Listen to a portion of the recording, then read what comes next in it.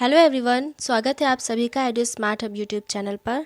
UGC net JRF 2023 जिसका exam अभी 13 जून से 22 जून के बीच में कंडक्ट होने वाला है, जिनका भी पेपर सेकेंड हिंदी है और जो यूजीसी नेट जेआरएफ जून 2023 का एग्ज़ाम देने वाले हैं वो सभी इस प्रीवियस ईयर क्वेश्चन पेपर के सेशन को ज्वाइन कर लीजिए।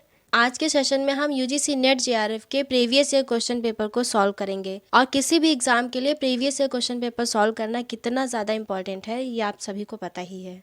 ये जो net JRF previous year question paper की सीरीज़ है, इसमें मैंने लास्ट 5 ईयर्स के क्वेश्चन पेपर को कलेक्ट किया है और आपके एग्ज़ाम तक मैं नेट जेआरएफ के पेपर सेकेंड हिंदी के लिए ये previous year question paper series आपको प्रोवाइड करती रहूँगी।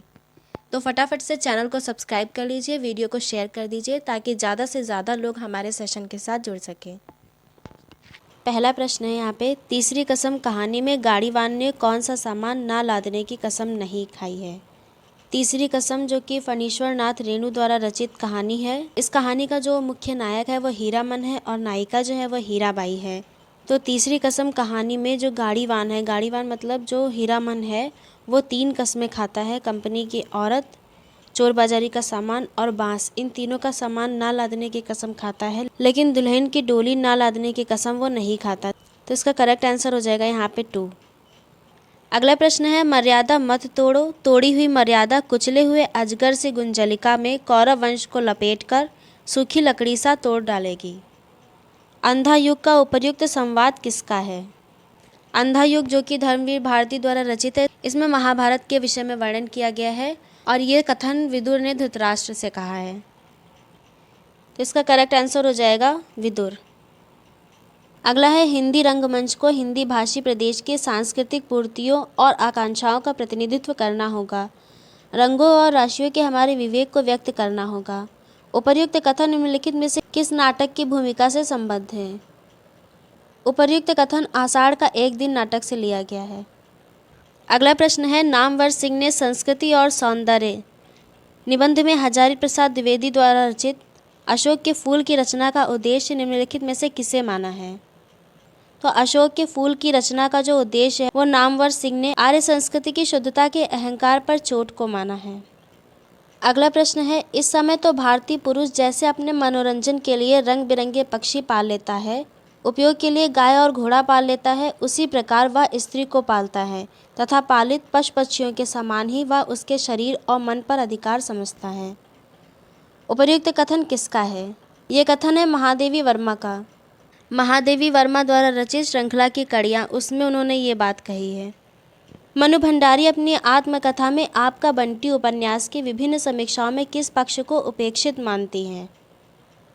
खंडित बचपन, बच्चे के पालन पोषण का आर्थिक पक्ष, बाल मनोवैज्ञानिक पक्ष और मुख्य स्त्री पात्र स्त्रीत्व। मुख्य स्त्री पात्र स्त्रीत्व को इन्होंने उपेक्षित माना है। हिंदी पर सामासिक संस्कृति के वहन का दायित्व संविधान के किस अनुच्छेद में निर्धारित है। यह अनुच्छेद 351 में निर्धारित है। माई न होती, बाप न होते, कर्म न होता काया, हम नहीं होते, तुम नहीं होते, कौन कहाँ ते आया। चंद न होता, सूर न होता, पानी पवन मिलाया, शास्त्र न होता, वेद न होता, कर्म कहाँ ते आया। उपर्युक्त काव्य पंक्तियाँ किस कवि की हैं। ये काव्य पंक्तियाँ नामदेव की हैं। अगला प्रश्न है, तुलसी की विलक्षण प्रतिभा इस बात में है कि उन्होंने भक्त और रचनाकार की भूमिकाओं का एक साथ सफल निर्वाह किया है। भक्त मूलतः दैवी शक्ति के किसी स्वरूप में आस्था रखता है, जबकि रचनाकार अपनी आस्तिकता नास्तिकता के बाद एक मूलतः ऐहिक या कि धर्मनिरपेक्ष कर्म में प्रवृत्त होता है। तुलसीदास के विषय में उपर्युक्त कथन किस साहित्य इतिहासकार का है। साहित्य के इतिहासकार रामस्वरूप चतुर्वेदी, इन्होंने तुलसीदास के विषय में ये कथन कहा है। निम्नलिखित में से कौन सा कवि कृष्ण भक्ति धारा के कवियों में शामिल नहीं है। नाभादास, नंददास, हरिदास या ध्रुवदास। नाभादास जो है ये कृष्ण भक्ति धारा के नहीं है, ये राम भक्ति काव्य धारा के कवि हैं। तो इसका करेक्ट आंसर हो जाएगा यहाँ पे नाभादास। अगले प्रश्न में कह रहा है, निम्नलिखित में से कौन सी रचना अग्रदास की नहीं है। ध्यान मंजरी, कुंडलियाँ, राम ध्यान मंजरी या रूप मंजरी। इनमें से जो रूप मंजरी है ये अग्रदास की रचना नहीं है, ये नंददास की रचना है। अगला प्रश्न है, यदि प्रबंध काव्य एक विस्तृत वनस्थली है तो मुक्तक एक चुना हुआ गुलदस्ता है। बिहारी के संबंध में उपर्युक्त कथन किस आलोचक का है? बिहारी के संबंध में ये रामचंद्र शुक्ल ने कहा है। कलि कौतुक के रचयिता कौन है? तो कलि कौतुक के रचयिता हैं प्रताप नारायण मिश्र। हिंसा नल से शांत नहीं होता हिंसा नल, उपर्युक्त ध्येय वाक्य का संबंध किस काव्य रचना से है? सियाराम शरण गुप्त द्वारा रचित उन्मुक्त काव्य रचना से ये वाक्य लिया गया है। अगला है, रामचंद्र शुक्ल ने रहस्यवाद के मूल अर्थ में किस छायावादी कवि को सर्वाधिक प्रमुख माना है? रहस्यवाद छायावादी कवि के रूप में महादेवी वर्मा को प्रमुख माना है। राम की शक्ति पूजा की रचना कब हुई? राम की शक्ति पूजा, जो कि सूर्यकांत त्रिपाठी निराला द्वारा रचित रचना है, इसका प्रकाशन वर्ष है 1936 ईस्वी। नई कविता की प्रथम अंक में निराला की किस कविता का अनेक कवियों द्वारा सामूहिक रूपांतर प्रकाशित हुआ था? तो निराला जी की वो कविता थी जूही की कली। निम्नलिखित में से कौन सा प्रवासी लेखक मॉरिशस का नहीं है? इनमें से जो महात्म सिंह है ये मॉरिशस के नहीं हैं। विलक्षण बात यह है कि आधुनिक गद्य साहित्य की परंपरा का प्रवर्तन नाटक से हुआ। उपर्युक्त कथन किस इतिहासकार का है?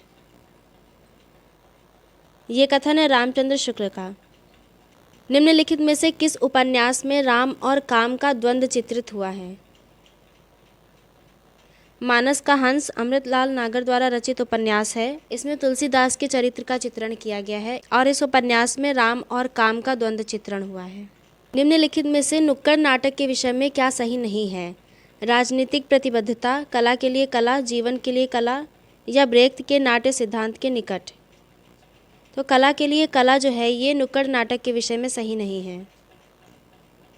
अगला प्रश्न है, कहानी इतिवृत्त ही तो है, यानी उसमें स्थिति से स्थित्यंतर अर्थात जीवन गति होनी चाहिए, काल का कुछ स्पंदन, कुछ तनाव अनुभव हो, यही तो कहानी का रस है। कहानी के विषय में उपर्युक्त विचार किस लेखक के हैं? ये विचार हैं जैनेन्द्र कुमार के। यशपाल के उपन्यास झूठा सच में दौलत राम आज़ाद किस राजनीतिक दल का सदस्य था?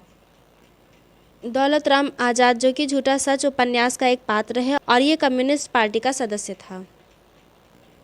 शुक्ल जी ने ना तो भारत के रूढ़िवाद को स्वीकार किया और ना पश्चिमी व्यक्तिवाद को। उपर्युक्त कथन किस लेखक का है?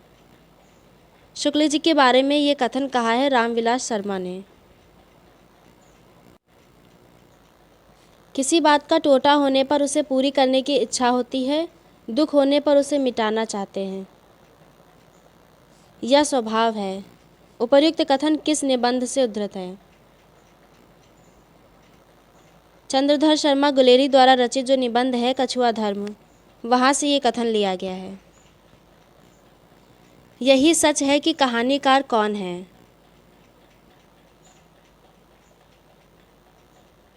यही सच है एक प्रसिद्ध कहानी है, इसकी लेखिका है मन्नू भंडारी। अगला प्रश्न है, निम्नलिखित जीवनी परक कृतियों में से कौन सी कृति रोमारोला की है? महात्मा गांधी विश्व के अद्वितीय पुरुष, ये जीवनी परक कृति है जो कि रोमारोला द्वारा रचित है। रस की प्रस्तुति के लिए तद्रुपतानुसंधान शब्द का प्रयोग किस आचार्य ने किया?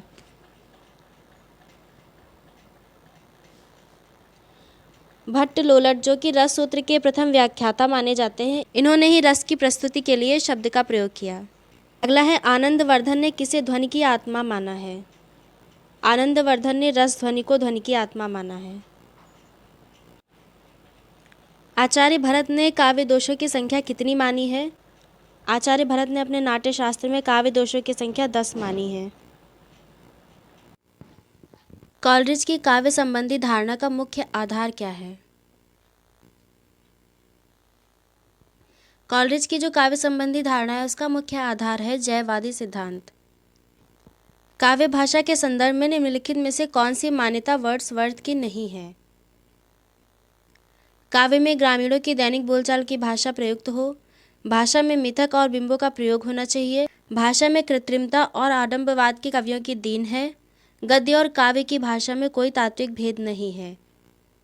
भाषा में मिथक और बिंबों का प्रयोग होना चाहिए, ये वर्ड्सवर्थ की काव्य भाषा के अंतर्गत नहीं आता है। जुंग के अनुसार पिता पर अधिकार जमाने के लिए लड़की की अपनी माँ से प्रतिस्पर्धा को किस ग्रंथ के रूप में जाना जाता है? तो इसका करेक्ट आंसर हो जाएगा इलेक्ट्रा ग्रंथि। निम्नलिखित में से कौन सी बोली राजस्थानी नहीं है? हिंदी की उपभाषा बोली और हिंदी भाषा का विकास। इसको मैंने पूरा व्याख्या सहित आपको समझाया है इससे पहले वाले लेक्चर में। तो राजस्थानी बोली इनमें से कौन सी नहीं है? मेवाती, मंडियाली, मारवाड़ी या मेवाड़ी। मेवाती, मारवाड़ी और मेवाड़ी ये तीनों ही राजस्थानी हिंदी हैं, लेकिन इनमें से जो मंडियाली है ये राजस्थानी नहीं है। अगले प्रश्न में कह रहा है, जैसे पुराना चावल ही बड़े आदमियों के खाने योग्य समझा जाता है, वैसे ही अपने समय में कुछ पुरानी पड़ी हुई परंपरा के गौरव से युक्त भाषा ही पुस्तक रचने वाली के व्यवहार योग्य समझी जाती थी। रामचंद्र शुक्ल का उपयुक्त कथन हिंदी साहित्य का इतिहास के आदिकाल के किस प्रकरण में से है? आचार्य रामचंद्र शुक्ल के हिंदी साहित्य के इतिहास में आदिकाल के 4 प्रकरण हैं, जिनमें से ये कथन आदिकाल के प्रकरण 1 से लिया गया है। अपभ्रंश के जो नमूने हमें पद्यों में मिलते हैं वे उस काव्य भाषा के हैं जो अपने पुरानेपन के कारण बोलने की भाषा से कुछ अलग बहुत दिनों तक, आदिकाल के अंत क्या उससे कुछ पीछे तक पोथियों में चलती आ रही। उपर्युक्त कथन किसका है? ये कथन है आचार्य रामचंद्र शुक्ल जी का। निम्नलिखित में से कौन सी बोली पश्चिमी हिंदी की नहीं है? कन्नौजी, बुंदेली, ब्रजभाषा या मगही।